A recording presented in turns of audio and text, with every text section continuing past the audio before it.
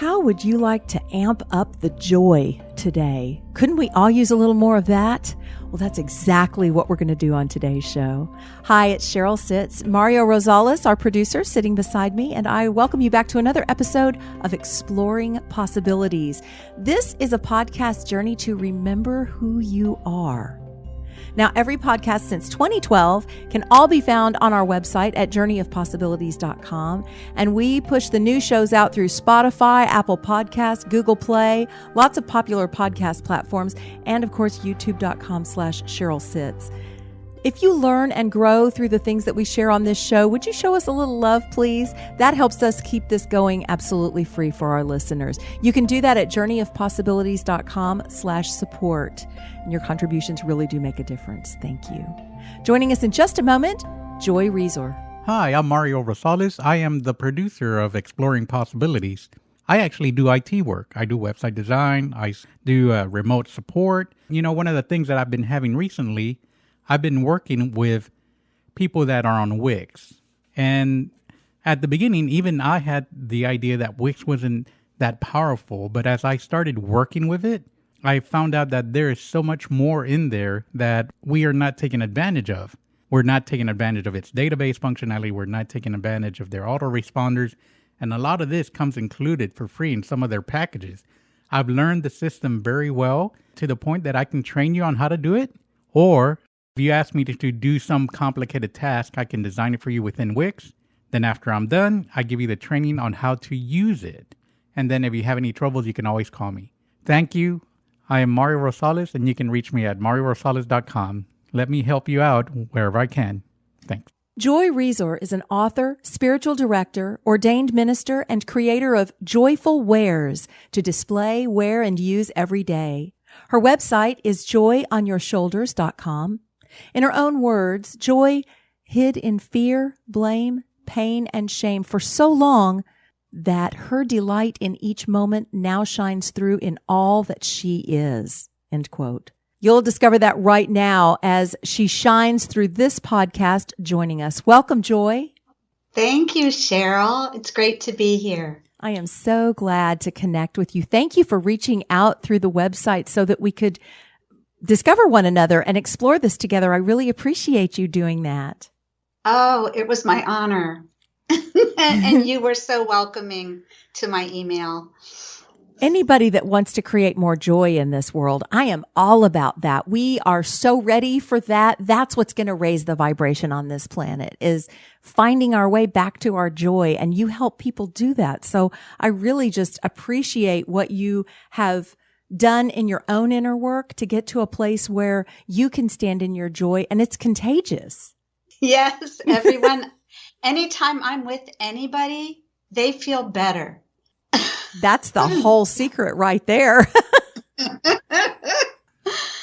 Well, I'm going to go ahead and start with one of the books. I loved all of your books, and I'm saving the best for last. So I want to start with Go Enjoy an Alphabetical Adventure, where you put essays, poems, and questions to ignite your joy. You say in the very beginning pages, I quote, "I've been on a long journey to unwind tight tendencies that kept me scared, compacted, watching life from a safe distance."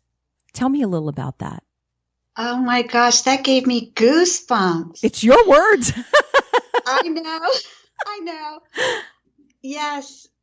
To speak to the opposite of that, I will say that when I was on Kauai in 2018, having a bonus weekend because my hostess had a different time schedule than I did to get to the airport, we ended up going snorkeling.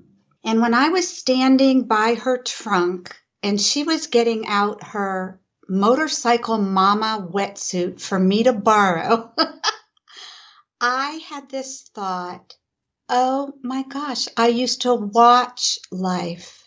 I used to just say, oh, no, thank you. You go ahead and do that. You go ahead and do that. I was such an observer, and I would be taking the photos, but I wasn't engaged with life, partnering with life and the mystery of life until I was. Did that answer the question? It did, yes. Absolutely. I think that's something we can all relate to some extent or another in some area of our lives, because of course, the wounds that we came to heal in this lifetime are in different places for each of us. Some of us, they may be around, parenting and children. Some of us, it may show up more in our romantic areas. Some of us, it may be more sexual. There's different places that this can show up, but in some aspect of our lives, I think every one of us has sat on the bleachers instead of playing in the game because of fear or pain or all of the above. What was your big wake up that you want to share with us, that you knew you were done watching life and you were ready to play? Oh, gosh.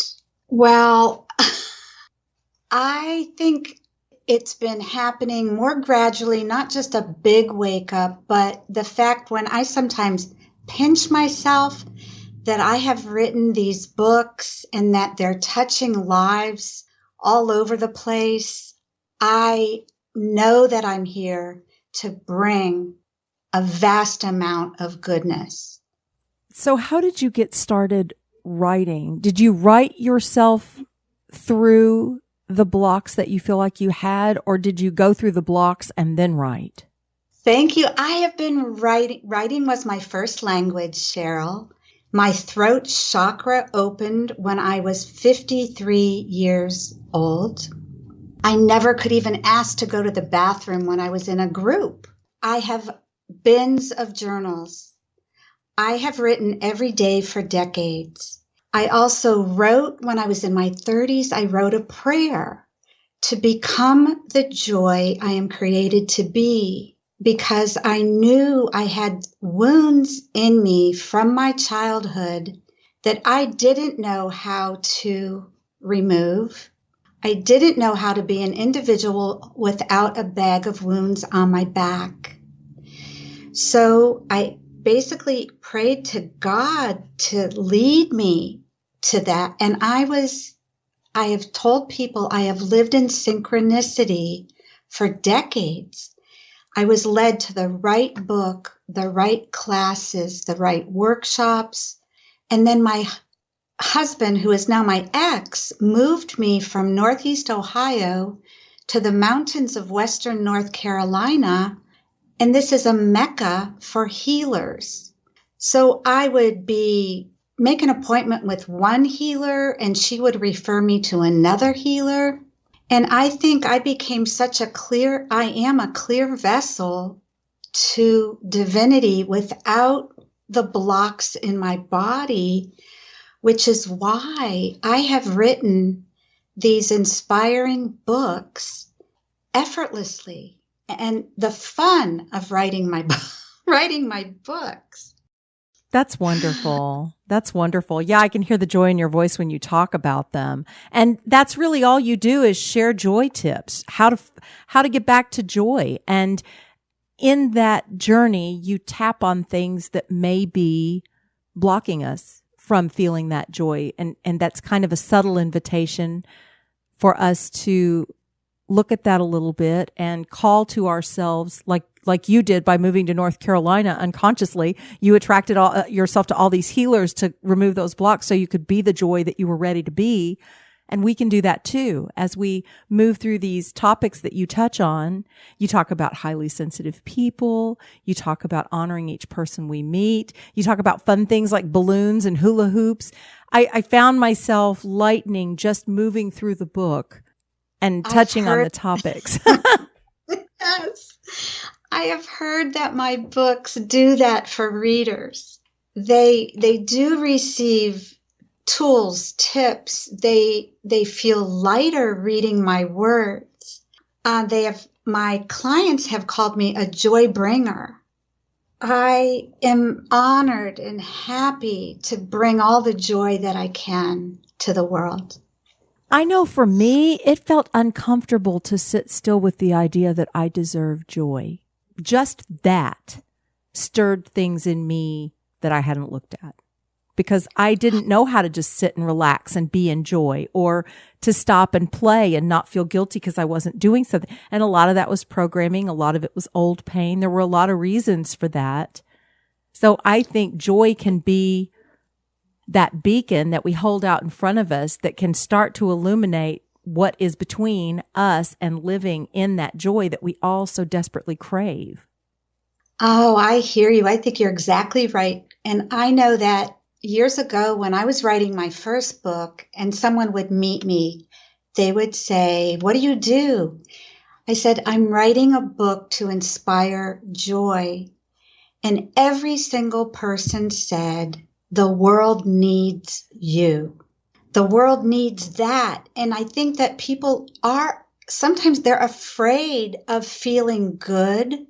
I think we have been so acculturated, indoctrinated, the ones of us like me, we were scared when our father would come home because what would he be bringing that day?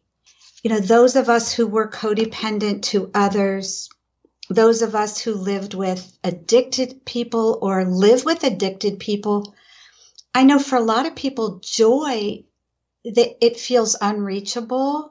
It feels dangerous or something, but I am living such a joyful life, and I recommend it to anybody.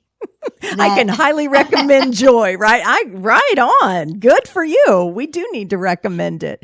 And we deserve it. I know there was a thing of, do I deserve it? I was really scared that if I stopped and enjoyed myself, I was going to be letting somebody else down, or something that really needed to get done wouldn't get done because Cheryl's over there goofing off again, And so I became hyper vigilant and hyper busy and hyper everything. And I've been unwinding for the last 10 years and it feels so good. And now I'm playing in my creative side and I'm wondering, wow, why did I take so long? I know I trust divine timing, but boy, do we all deserve this. We all deserve that joy and that play that we keep putting off for later. Yes. And I'm not a biblical scholar, but I'm highly spiritual. And I read spiritual texts, and every time I read, we are meant to bring heaven to earth. We are meant to be like children. We are meant to love it here and play here. We are certainly not meant to be wounded and hold it. Right. We are not meant to think of the past, hold the past. And I did that for so many decades. And I know that's why part of the reason I love every moment of my life is because we all know that life can be brief.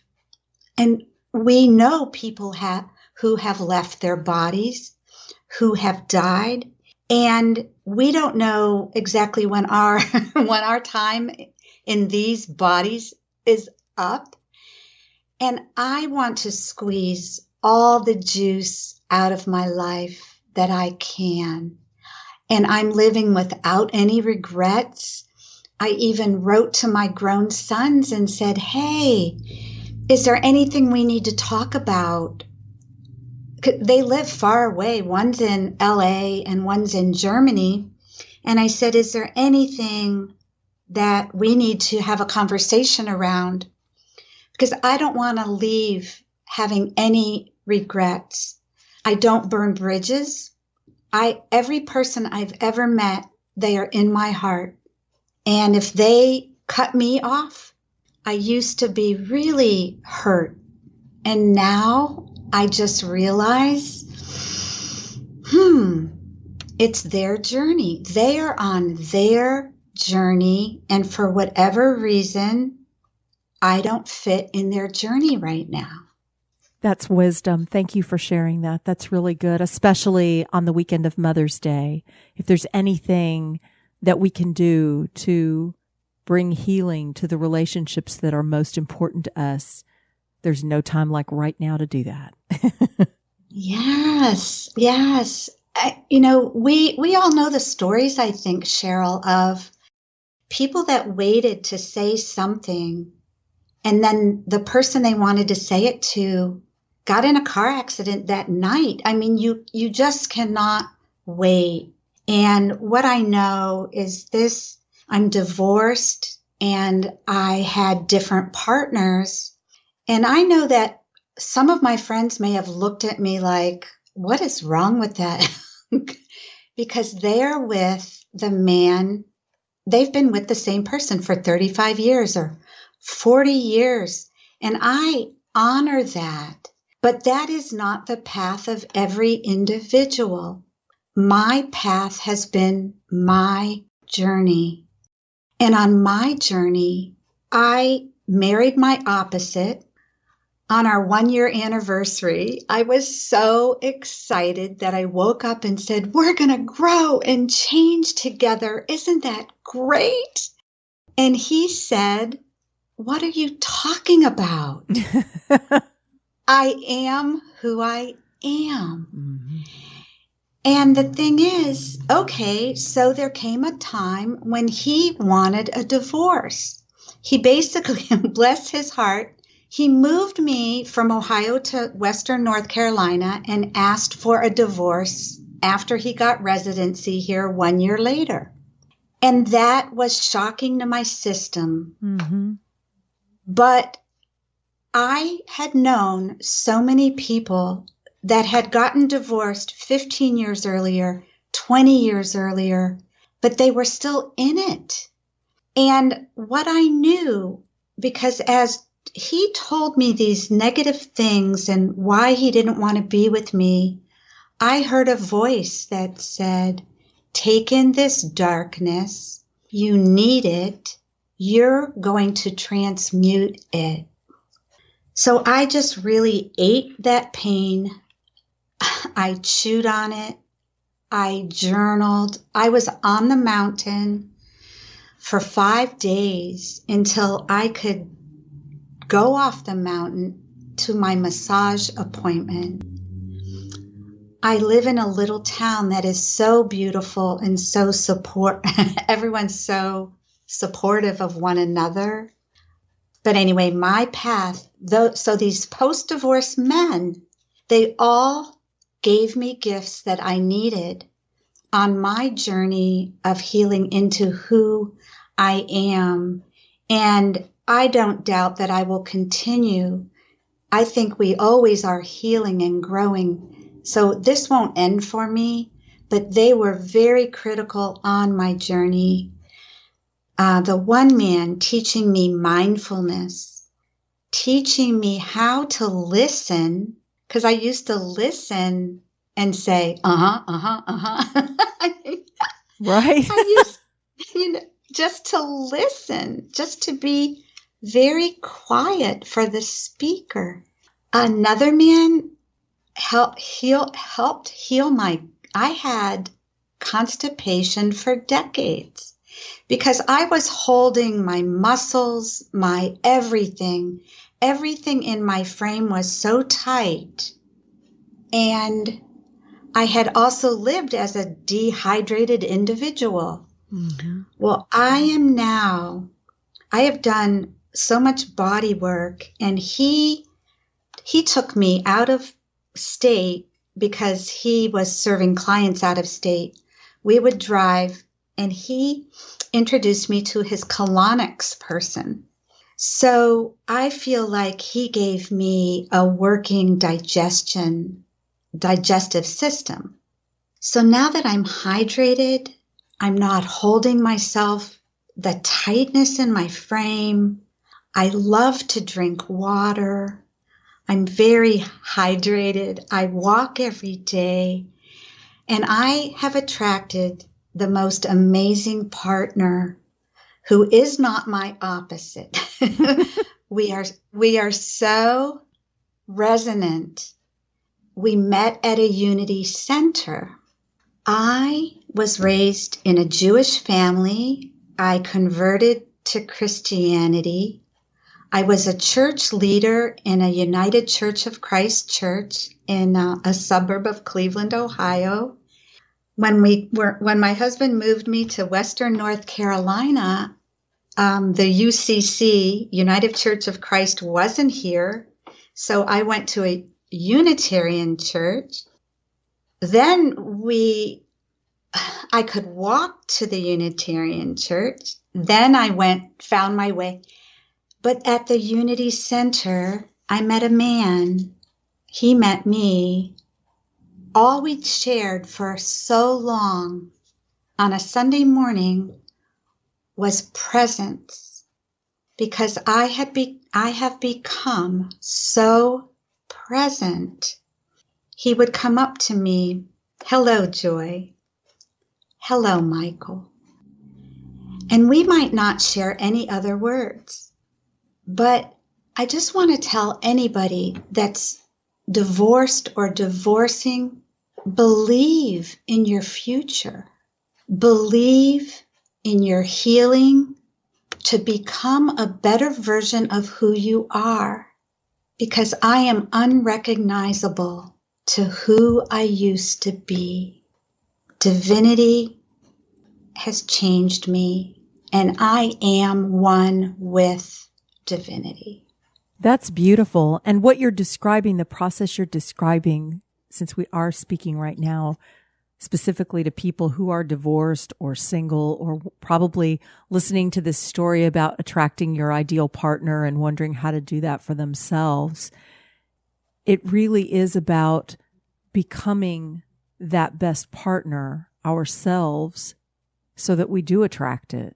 And I know for me, there was a point in my journey where it's like, okay, I keep thinking I need to find this right guy, and maybe I need to be that right partner, and that right guy will be here. And then when he showed up, he scared me to death, and I kept trying to push him away. And it is dear Mario here. And I just kept saying, no, you're not my right kind of guy. You're not the right kind of guy for me. And of course he was the perfect kind of guy for me. I wasn't yet ready to be the right kind of partner for him. And so that journey of evolution is a beautiful thing. And it can be challenging sometimes to be patient through that. But boy, is it a juicy journey, and not one to be rushed through, because we deserve every moment of it. Yes, you're giving me such goosebumps, Cheryl. and the thing is, and they're truth bumps. And it's that this man didn't fit from my egoic thinking. He wasn't the form. He wasn't the kind of guy I had been attracted to, but I was aware enough to realize, to look that it was egoic thinking, and to let go of that and to lean in to see who is he beneath his form. And beneath his form, he couldn't be a better partner for me. And I knew that I would come to love his form. And this is what has happened. So I really, life is content. It isn't form.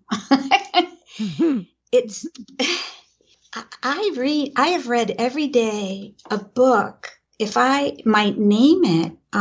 Sure. For everybody that is changing me every day.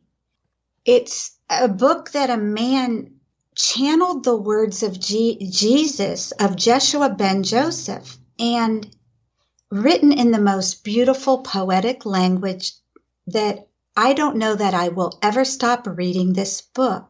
Of course, every time you read a book, you are different the next time you read the book. And this book is called The Way of Mastery, and it says to read it over and over to become a Christed being. Thank you for sharing that. It sounds great. Who is the author? Yeah, it's put out by a foundation, the Shanti Christo Foundation. Thank you. Yes. They desire a world with a bunch of loving souls. And who among us doesn't want to live in a world with a whole lot of loving souls? Exactly. So your joy journal is lovely. It's a wonderful way to bring myself into the words that I read in your alphabetical adventure book, Go Enjoy. So those two pair very nicely together, and I wanted to give kudos for those. But the way that you are helping to light up our young people and our own inner children, because my inner child has been a big part of my healing. She did not play when she was a kid, and she's learning how now. And these books, designed to shine, read aloud rhymes for any size heart, Volume 1 and Volume 2. Your words, the illustrations are brilliant. I just can't say enough good things about these books. I smile from ear to ear when I pick them up. They're just wonderful. So glad that you have been touched by my books.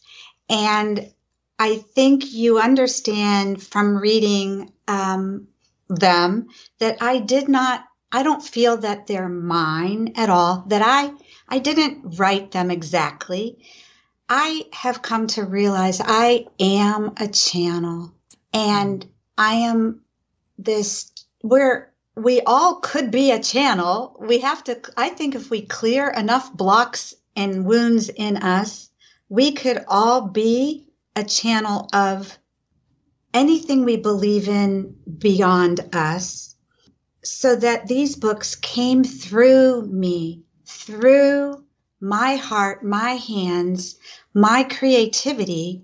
And I write about this in a new book that is coming out in June that I'm a co-author in, Wholehearted Wonder Women 50 Plus, Courage, Confidence, and Compassion at Any Age. And I write about that I think it's in my bio in that book, that divinity visited me in, I guess it was about 10 years. It was, 10 years ago. It was 2011. Taught me that separation is an illusion, because I had been a poster child for separation. And taught me that with us in matter and the power of the universe, having the power of the universe, we can co-create with that power. And when we start writing or start singing or start drumming, anything that we lean into, we can be supported by everything we do not see. If we believe in the angels or our aspect of the God that we believe in, but how I talk about is everything I don't see that is supporting me, my ancestors. But life is a co-creative process. And I've come to understand that. These books, might you like me to read anything from? I would love one of the children's books. I'd love a reading out of that. But first I wanted to ask you, who is Lauren Connell, who did the magnificent artwork in these books, and how did you two connect? It was a divine appointment, Cheryl, because when these words came through me, I felt like I was channeling Dr. Seuss. And readers might feel that these are little Dr. Seussy. And I was told at a spiritual convention that Ted Geisel, who was Dr. Seuss, is in my soul group. So I'm pretty sure that he and I wrote these books. Yes, I believe that. So because when that came, so I had this whole book, and I felt that I wanted to honor it, that I didn't want to rush getting an artist.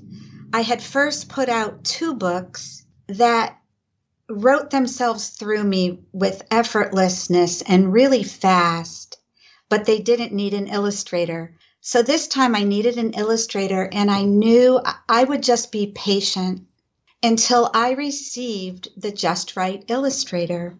And months went by, and I was receiving art, and it wasn't speaking to me. And then I met with my friend in town who was a realtor, and she said, "Oh my gosh, you have my niece, Lauren Connell. I am going to give me your card. I'm going to give her your card." And Lauren wrote me the next day and she said, "You don't know how excited I am." And I said, "Tell me." And Lauren said, "Joy, people have been telling me for years that I need to illustrate a children's book." And our process together, I did not tell her what to paint. I did know that I when she asked, "Do you want watercolor or digital?" I wanted watercolor. I allowed her to read the rhymes and paint what she felt she needed to paint. And so we had this it's a co-creation. Yes. Between us. And it was a journey also with her life, because bless Lauren's in her 20s and she works and she goes to school and she dates and she's a busy person, but we got her done. We got her done. I hope I don't offend you at all with this, but if I had to pick between the pictures and the words, I couldn't. Like, they're my favorite words. They're my favorite pictures. These are my favorite children's books. There's only one other besides these two, and that's Neil Donald Walsh. So you're in good company. Really good stuff, Joy. Really good. Oh, thank you. And for listeners, if anybody knows about Kidlit TV, it's apparently very known in schools and libraries and available to hundreds of thousands of schools and libraries. And Kidlit TV, I'm going to New York in June to be interviewed with, his name's Rocco. He's very known, I think. And he's going to interview me about these two books. Yay! And Rocco Stano is his name. Rocco Stano. It's called Story Makers.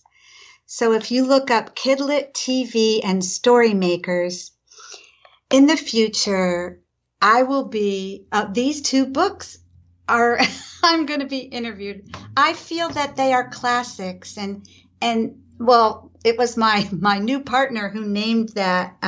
He thinks they will be classics.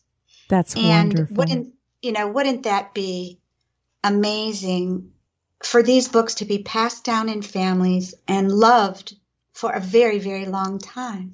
Yes. But I feel that everything that when people read them and love them, and they say that to me, I'm so grateful. I'm so happy these are touching your inner child. And this is what I understood when the books were coming through me.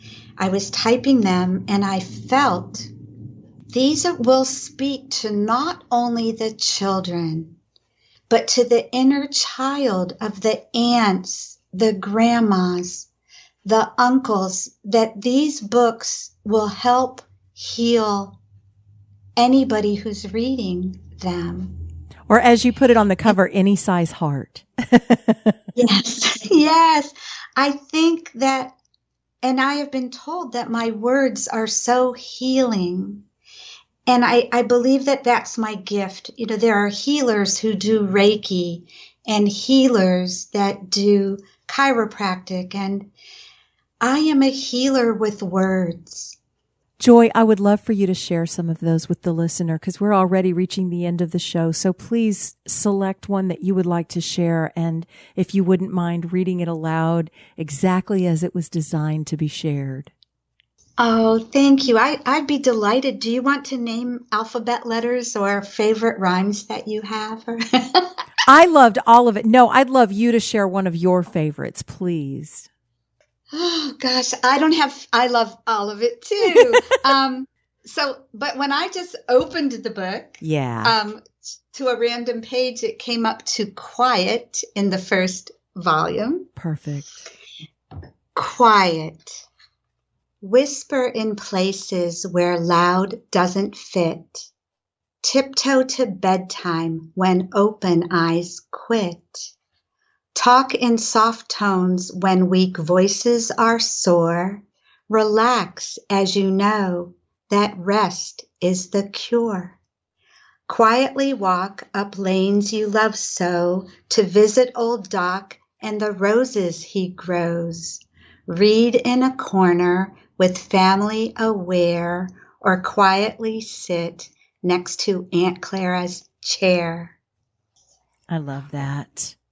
And I just want to point out that when there isn't an appropriate word in the language to go with the flow of the topic, you invent them. And that's the Dr. Seussy part. There's almost like invented words in some of these that just fit better than normal words would. And I loved that about it. It's like, oh, there's true creativity at work, because after all words were invented. It's all arbitrary and agreed upon. So why not invent a few more, right?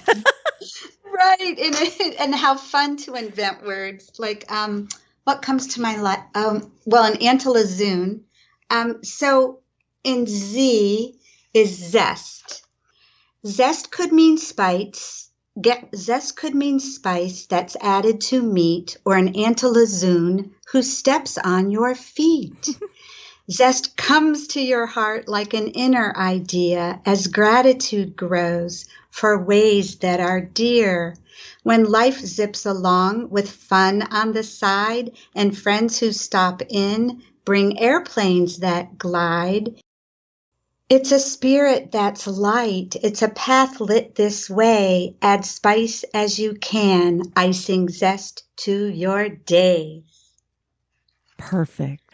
Joy, I'm so glad that you reached out to me in your joy and wanted to share these books and wanted to come on the show and talk to us about ways that we can bring more joy into our lives. And for anybody that would like just a quick infusion of joy, get a copy of one of these children's books, because your inner child deserves to play. And the older you are, the better. Because kids know they're supposed to be playing, right? That they have some space for that in their lives. But as we get older, we really don't make space for that in our lives. And read yourself to sleep at night and enjoy these incredible pictures. My gosh, the artwork is just superb. I'm so glad that they're getting the recognition they deserve. Thank you so much, Cheryl. It's been a true pleasure to talk with you today and to add what I can to the collective voice to inspire everyone to love who you are and play, even if you're an adult. Yes. And if you doubt for a moment that expressing your joy won't touch someone else's life, I really want to share a quick little story before I wrap up this show. Mario and I have resumed doing drumming circles to the joy of our hearts because we love them, and they had stopped during the pandemic. So we had our first drumming circle, and we had it on private property of a very gracious man who let us come, and he has exotics. And so while I was walking around the drumming circle, drumming, I noticed an ostrich I had been playing with earlier kind of dancing with me. And it was so fun. So I started to dance while I walked and drummed. And then the ostrich started dancing some more. And then she crouched down, and I thought, oh my gosh, she's in pain. What's wrong with her? And then she popped back up and started walking funny. And I looked down on the ground, and she had laid an egg right in front of me. And everybody turned around and went, oh my gosh, did she just lay that egg? It was a magical moment of connection with nature. Nature showing me that connection. Isn't that fun? Yes, it's fabulous. Oh, it's goosebumpy. Oh, yes. And the kids that were there, of course, they were all excited. And so we all passed the egg around and oohed and ah over it. And it was warm, and the whole thing was just magical. And if we're lost in the busyness of our lives, and we all have those moments, I understand, but if we don't make the time to connect with nature and invite nature to show us how connected we really all are, we're missing it. So give yourself that gift before the next show and let me know how it works for you. Take some time in nature. Get yourself a copy of Designed to Shine and read it aloud to yourself and let your inner child play, because you deserve it. Amen. And with that, we will wrap up another episode. And please join us next time on Exploring Possibilities.